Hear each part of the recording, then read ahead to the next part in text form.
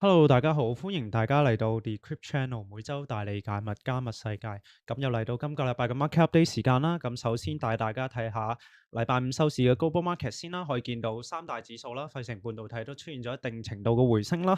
咁可以見到嘅信號就係咧，係特朗普啦，佢對於關稅嘅一啲嘅政策取向啦，出現咗一定嘅緩和啦。咁亦都同我哋嘅美國國債嘅走勢同埋美元指數嘅走勢有關啦。因為咧美元指數咧可以係今個禮拜跌得非常之厲害啦。咁美債啦亦都遭受咗拋售啦。其實係關乎於呢個美元嘅信用體系嘅。咁特朗普咧亦都擔心啦，關稅太過激進啦，會影響全球投資者啦，對於美國嘅信心啦。所以佢係星期三嗰陣啦，亦都係宣布啦，就所有嘅國家啦，除咗中國之外啦，亦都延後關稅90日啦。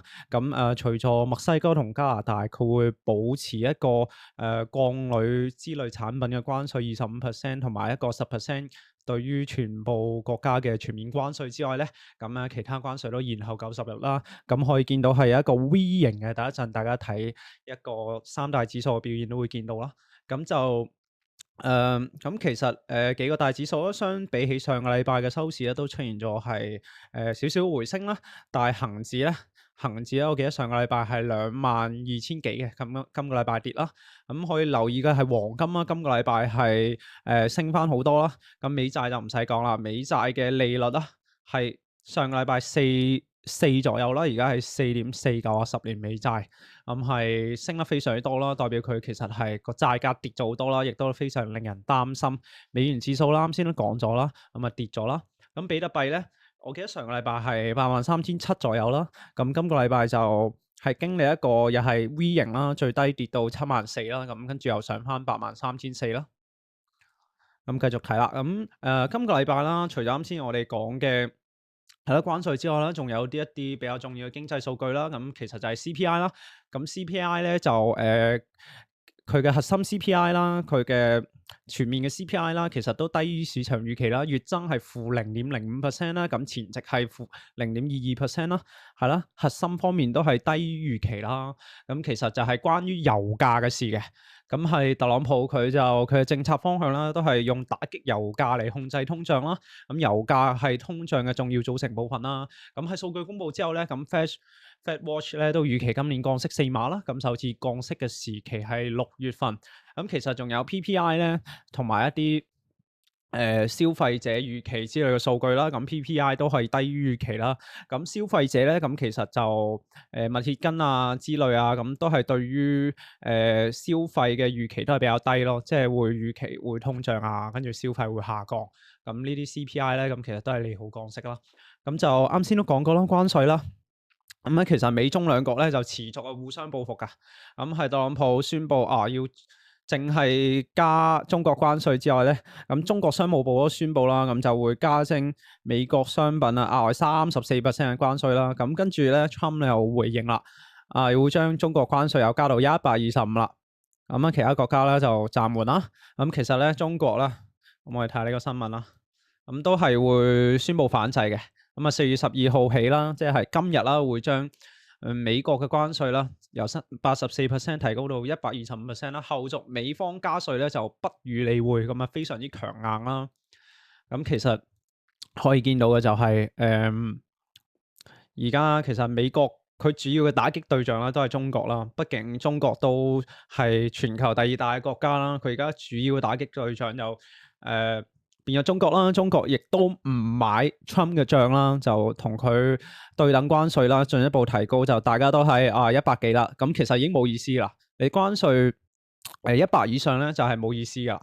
咁證明係兩國係一定就唔會通商噶啦。咁樣嘅話咧，咁其實咧都係表明咧佢哋即係美國同埋中國之間啦係會進行談判啦。咁都要非常之留意之後談判嘅進度啦。Trump 都話啦，佢會逐個國家嘅領導人啦，都會通電話啦，同埋談判啦。都係需要留意啦。呢個係影響市場最大嘅關鍵啦。咁我哋繼續睇啦。今個禮拜啦就係幾個指數都升翻啦，咁國債啦升得非常之厲害啦。咁呢張圖就係截圖係一個美頭揀新聞嘅一個圖啦，就係對呢個禮拜嘅一啲總結啦。咁就CPI 啦，啱先講過啦，PPI 啦都低於預期啦，消費者信心指數啦跌到最低啦。咁就係一啲其他就係一啲重點股嘅一啲升跌幅啦。咁啊 JP Morgan 一啲金融嘅股啦，財報都超預期，大家有興趣可以繼續睇下啦。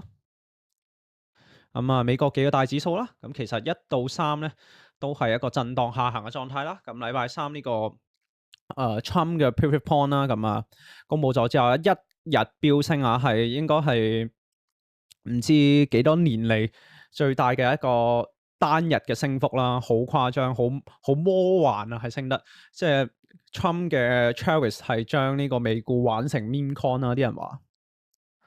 咁就呢個 bond yield啦，咁就係升得好犀利啊！咁就已經佢 bond 嘅價格啦，就已經係2019年回購危機以嚟最大嘅周跌幅啦。咁今個禮拜累漲啊，個 yield 啊升咗49個基點啦，係2001年以嚟最大單周跌幅啦。咁咧呢一樣嘢都係促使啦Trump 咧佢鬆口嘅一個關鍵啦，因為其實佢嘅核心目的之一咧就係重構美元嘅信用啦嘛。佢要重構美國成個佢國家嘅債務啊，咁而家佢個債價個腰升咗咁多咧，即係代表全球投資者對佢嘅信心已經下降咗。呢一樣嘢咧，佢要非常之留意咯。如果俾個腰繼續咁樣升落去咧，咁對於美國嘅融資成本會有好大嘅負擔啦。咁呢一樣嘢都係佢唔想見到嘅。咁美金啦，啱先都講過啦，跌啦，呢個美元指數咯。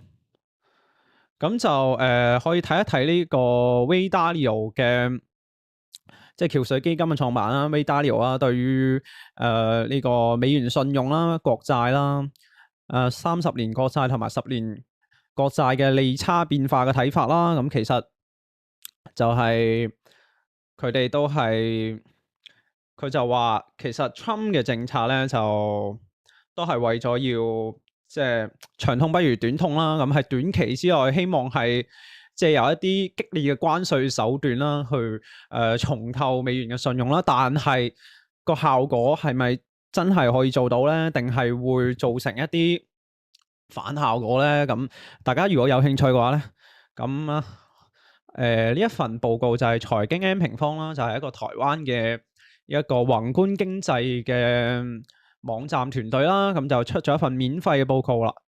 咁就係專門講 Trump 嘅關稅衝擊啦。咁我自己睇咗好多報告啦，咁我覺得喺中文圈裏面咧係算係寫得最好啦，而且係免費啦，非常之全面啦。咁4月2號嘅關稅細節啦，呢度都有啦。咁其實見到一啲股市嘅影響啦，咁仲有各大經濟體嘅分析啦，同埋行情嘅總結啦、觀察重點啦，帶大家loop 一 loop 啦。咁其實對各個國家嘅所有影響，佢嘅計算邏輯咧都有非常之詳細嘅解釋啦，亦都會見到係佢推演咗喺關稅極端情景之下咧，咁 GDP 咧年增速就會陷入一個衰退啊。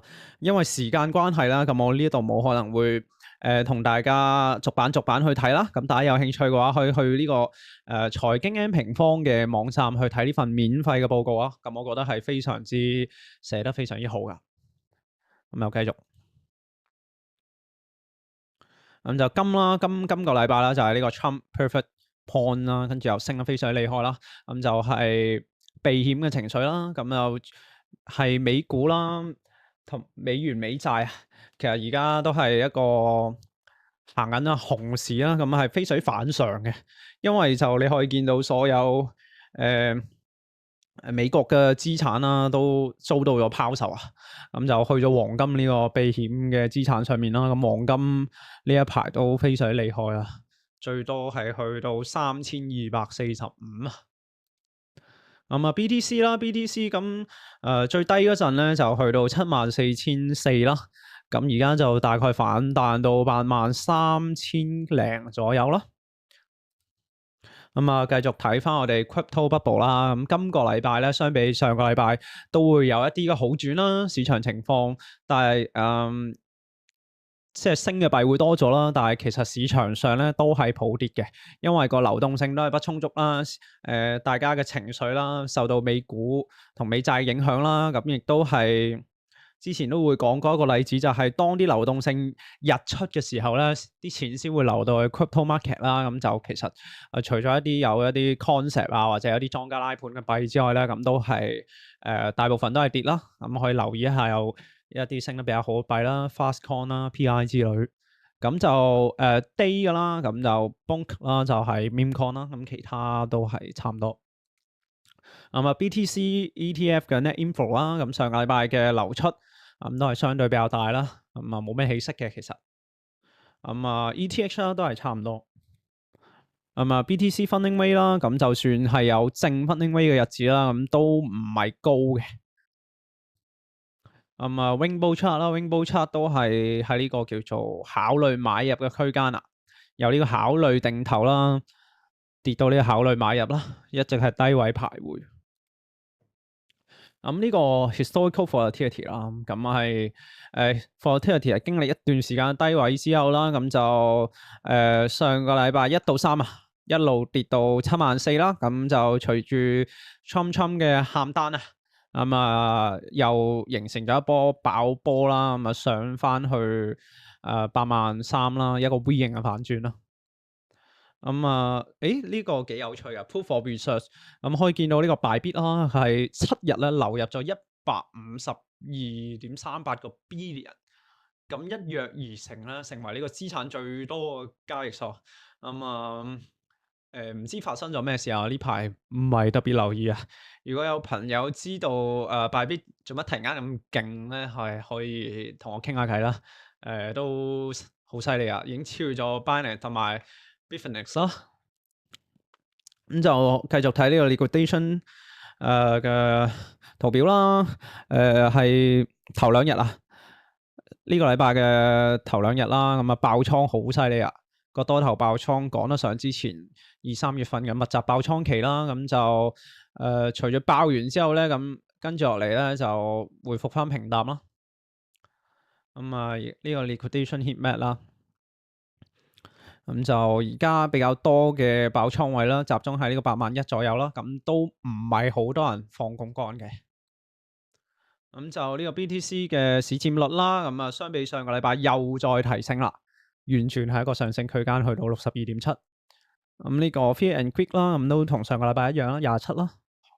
熊市啊 ，Altcoin Index 啦，都係 BTC 嘅 season 啦，都係非常之差。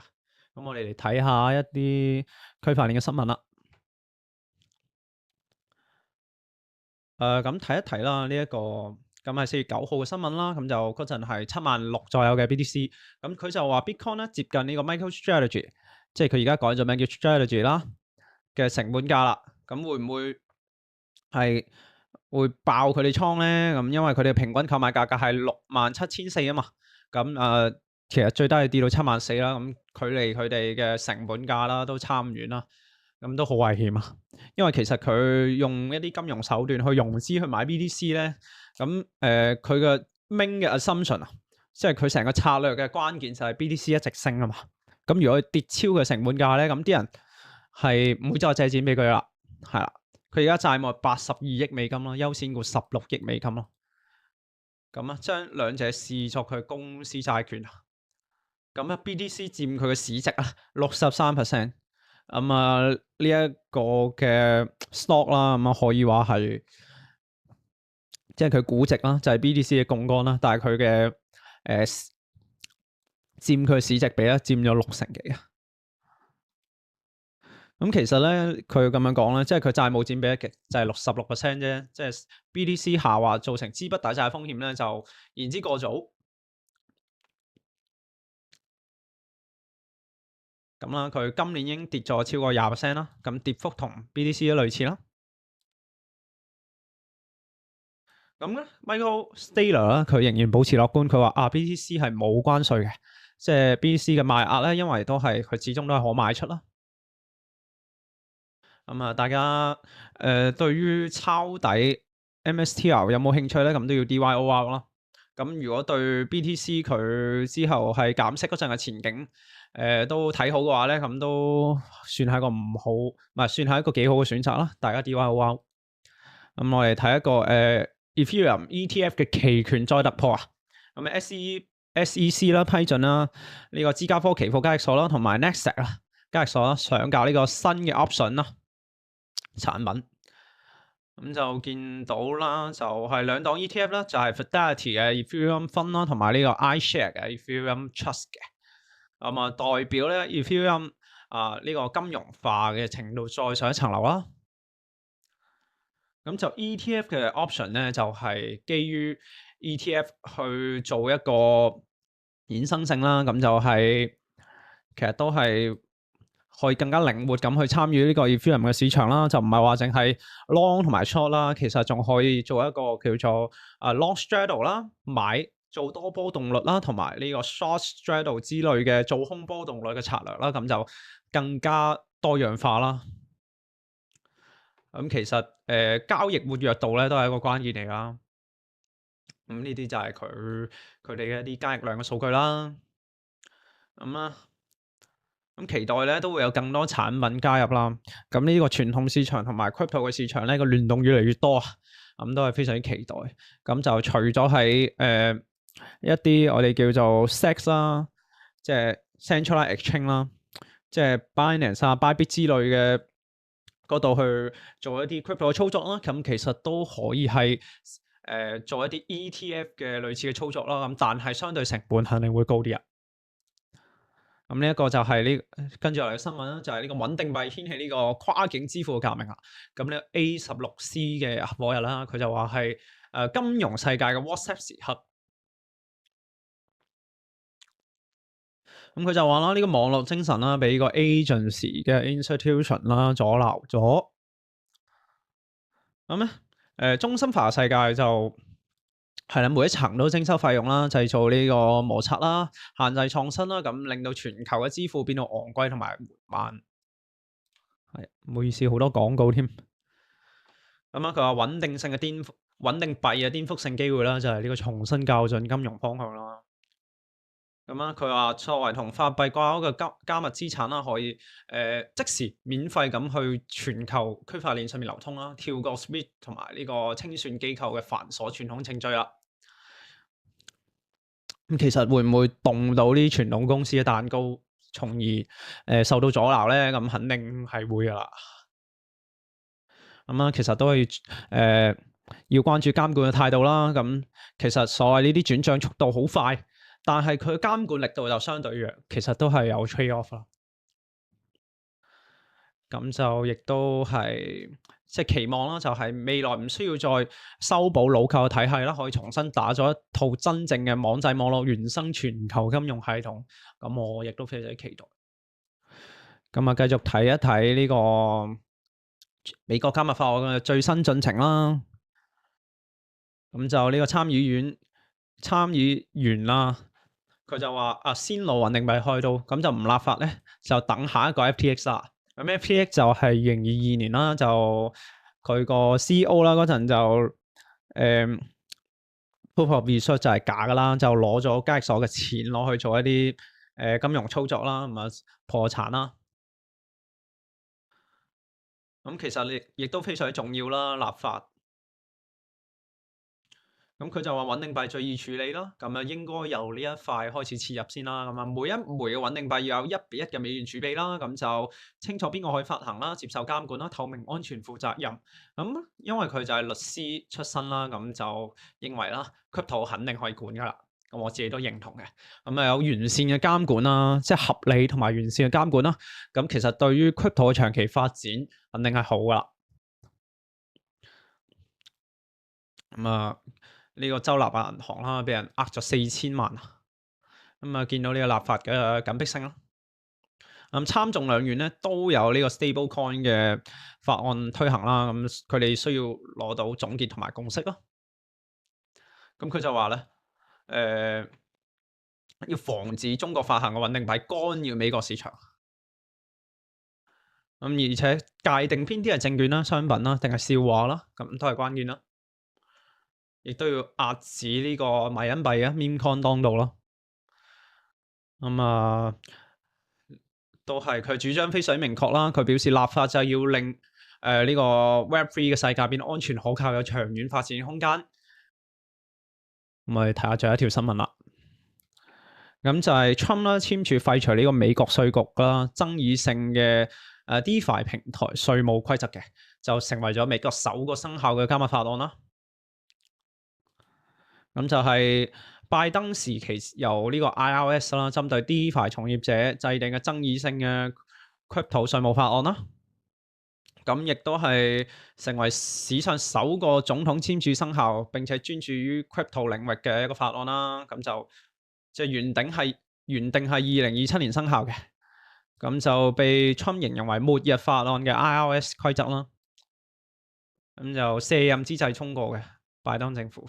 咁而家被 Trump 廢除咗啦，佢就要求 DeFi 從業者好似傳統券商咁樣回報用戶個資同埋交易嘅數據啦，強制業者寄送1099表格啦，即係呢個報告非受僱收入啦、博彩收入、租金、版稅，咁啊適用對象為提供界面，令到用戶進入呢個 DeFi 平台同埋網站啦，不針對 DeFi 協議。咁啦，佢就話啦，即係呢個係針對啦 DeFi 產業嘅威脅啦，咁啊迫使業界人士出走美國。咁其實啦，呢個共和黨嘅眾議員啦，咁啊 Mike Carey 就喺呢個 X 上面興奮咁表示啦，咁就DeFi 嘅經紀商規則啦，唔必要咁阻礙美國創新，侵犯咗美國人嘅隱私啦，仲會令到 iOS 係報稅季嗰陣承受呢個難以負荷嘅報告壓力啊。咁就有支持同埋反對啦。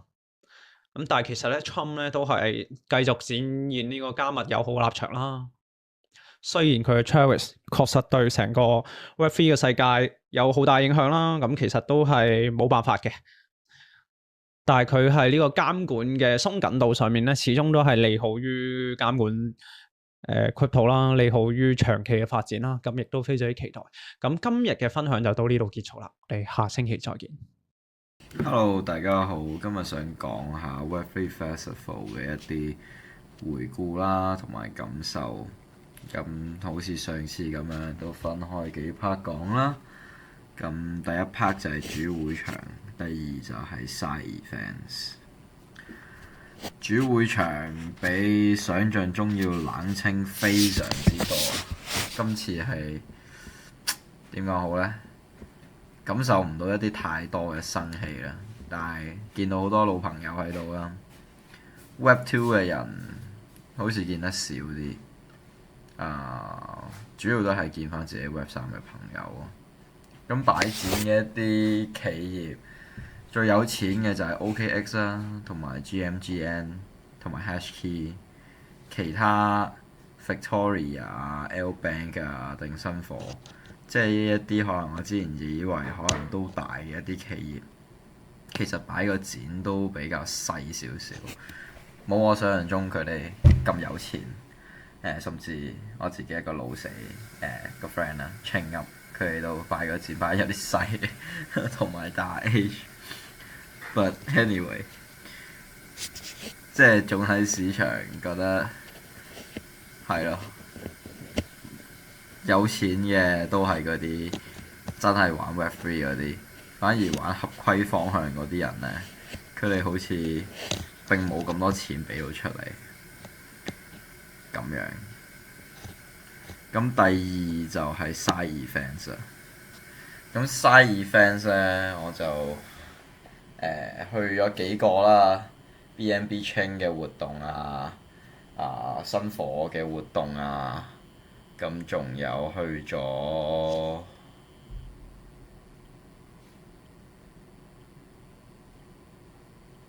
好似都冇其他啦。印象比較深刻就呢幾個。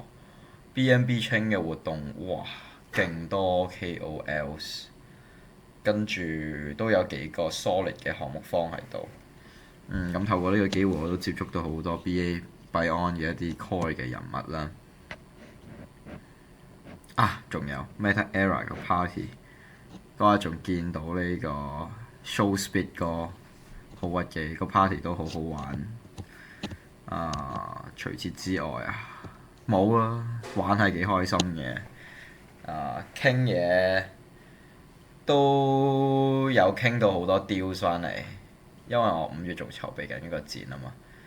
我全部想見嘅人基本上都見到晒，所以今次對我嚟講都係好圓滿嘅呢個 Web3 Festival。甚至比我想象中仲要好咗好多。咁當然有啲唔完美嘅地方啦，咁但係都唔係一啲修補唔到嘅嘢。我整體覺得自己都係個比較幸運。要遇嘅人都遇到晒。想去嘅應該要去嘅大部分活動我都有去到。係啊，I'm feeling blessed。感謝大家嘅收聽，下一集再見，拜拜。好啦，我哋睇一睇 Link 啦，Chainlink LINK，佢大周期嘅阻力位咧，依然係歷史高點，去到2023年嘅低點拉出嚟，Fibonacci 0.618啦，去到0.66啦，即係價格就喺23.4去到21呢個 range 啦。咁同埋 Fibonacci 0.5，即係價格落咗喺15.9嗰個位嘅支撐咧，就係2023年低點去到2024年12月高點嘅 Fibonacci 0.618去到0.66啦。價格就會喺9.75去到9蚊啦。咁呢個區域都係之前嘅支撐阻力換換區嚟嘅。咁喺2024年嘅8月咧，測試咧係受到支持嘅。咁我哋可以用呢個斜線連接20年同埋23年兩個低點啦做參考。咁即係個圖入面嘅白色趨勢線。如果個價格係再次下跌去到0.618去到0.66個區域啦，即係9.75去到9蚊附近啦。咁佢呢個位可以重疊咗個趨勢線咧，會係一個好唔錯嘅介入時機啦。咁 Link 咧，雖然佢都係跟大市跌啦，但係其實相比好多其他嘅 Altcoin 啦，佢都依然保持一個大周期入面比較健康嘅結構啦。咁反彈回升嘅跡象咧，都比起其他會比較快嘅。咁唔記得大家有冇記得，好似喺第1定第2期我都有同大家講過嗰個相對風險嘅呢樣嘢啦。即係點解唔好話買啲太垃圾，唔係太過細 cap 或者係冇一啲實質用途嘅幣啦，係啦，因為 Chainlink 佢係一個有根基，然後有實質用途，係有 infrastructure 喺度嘅幣啦。咁所以佢點樣跌法咧，都唔會好似某一啲完全唔知做乜嘢嘅嗰啲山寨幣跌得咁離譜嘅，係啦。咁所以佢嘅相對風險咧係會低好多嘅。咁當然啦，所有投資都係有風險啦，係啦。但係如果個風險同個回報比唔啱嘅話咧，咁就真係唔啱數啦。OK，繼續講翻。咁日線圖咧喺反彈之後咧，已經係接近咗 EMA 21嘅阻力位啦。咁個均線其實而家仲係一個空頭嘅趨勢，除非佢可以喺盤整之後企翻穩 EMA 21同埋55嘅上方。如果唔係咧，其實我就唔係好建議再喺附近再買入嘅。咁亦都可以觀察翻個價格，如果去翻下方支持位嘅時候，配合到 MACD 同埋 RSI 再次背離嘅時候咧，就可以部署嘅。咁如果我自己覺得現貨買唔夠，又或者我有啲現貨喺之前去到25蚊樓上嘅時候，我賣出咗嘅話咧，咁我係會再買入翻啲現貨嘅。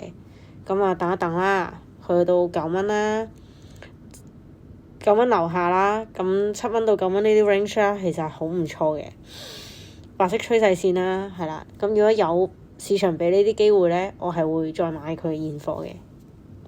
OK，咁而家睇埋下 ARKM。咁我今次用咗 Bybit 嘅現貨圖去睇啦。咁佢大周期嘅阻力位咧，2023年10月，咁就去到歷史高點拉出嚟嘅 Fibonacci 0.618去到0.66，咁個價格咧就係0.78去到0.69呢個 range 啦，亦都係上方盤整區嘅頸線跌破啦。咁個支撐位咧就其實係開盤價去到歷史高點拉出嚟嘅 Fibonacci 0.5啦，價格落喺0.447同埋 Fibonacci 0.618去到0.66，即係價格就落喺0.257去到0.22呢啲位嘅。咁 Fib 嘅0.5啦，咁即係價格0.447去附近，其實都係重疊咗以往上升之前盤整區嘅籌碼密集區嘅 POC 啊。咁過去幾次佢都有測試嘅當中啦。咁如果佢仲未可以企穩嘅話咧，咁其實可以等待下下方0.618去到0.66個支撐，去睇下呢個支撐仲係咪有效嘅。咁用射線連接翻2024年嘅4月同埋8月兩個低點做參考啦。咁即係將個圖入面嘅白色趨勢線啦。如果個價格下跌去到0.618去到0.66呢個支撐，亦同時接觸咗呢個趨勢線，咁有多重優勢係可以觀察下呢個位係咪一個有效嘅支撐。咁我哋咧亦都可以配合埋周線嘅 MACD 啦，同埋 RSI 嘅超賣同埋背離情況啦，去部署嘅。咁暫時我用日線圖去觀察啦，0.5同埋 POC 嘅支撐情況咧係比較弱嘅，喺反彈之後咧都一樣係接近咗 EMA21嘅阻力位啦。個均線都係仲喺空頭趨勢嘅，除非佢喺盤整之後有能力可以站穩喺 EMA21同埋55上面咧有顯著嘅反轉形態。如果唔係咧，其實我都覺得唔係好建議再喺0.5啦或者 POC 呢位買入嘅。咁我自己就會再等一等周線級別嘅 RSI 超賣配合0.618去到0.66嘅支撐部署啦。咁咧，我係會喺0.267啦、0.22同埋白色趨勢線呢啲位再進行現貨嘅買入嘅。咁以上嘅觀點咧係我個人嘅交易筆記啦，咁唔構成任何投資建議嘅啦，千祈唔好跟啊，千祈唔好跟。OK，就咁，拜拜。